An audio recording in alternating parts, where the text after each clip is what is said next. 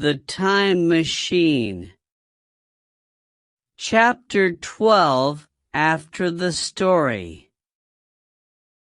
The time traveler returns, pointing out that as he approaches his laboratory in the present, he seems to see Hillier for a moment, but he passes like a flash.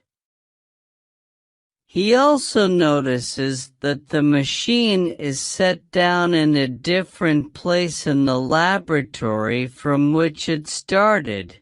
It lands at the distance between where he first landed on the lawn and where the Morlocks moved the machine when they took it away.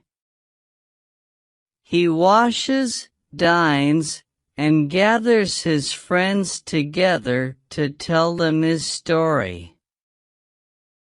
He does not, he says, expect them to believe him.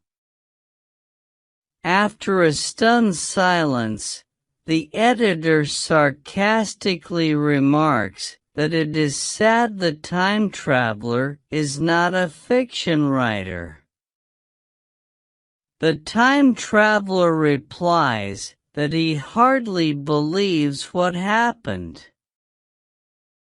Examining the flowers, the medical man notes that he has never seen anything with their biology before. Touching his forehead, the time traveler wonders aloud if what he experienced was only a dream.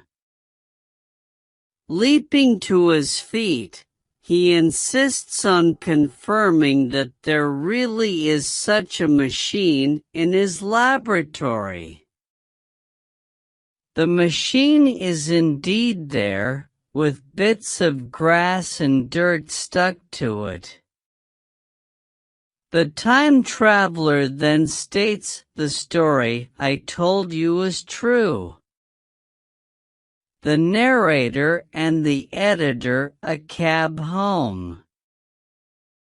The editor thinks the story is a lie. The next morning, the narrator, intrigued and not knowing what to think, returns to the time traveler's house. He finds him carrying a knapsack and a camera. He asks him point blank if he really travels through time. Really and truly I do, the time traveler replies. He invites him to remain, to stay for lunch, in fact, but also to excuse him for half an hour while he leaves to travel, to gather and bring back specimens to prove it was and is all real.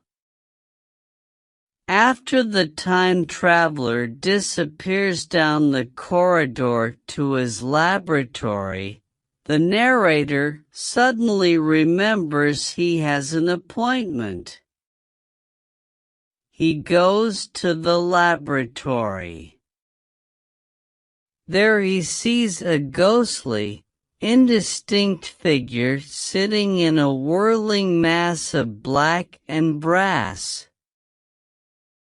It is the time traveler and the time machine taking off. The time traveler never returns.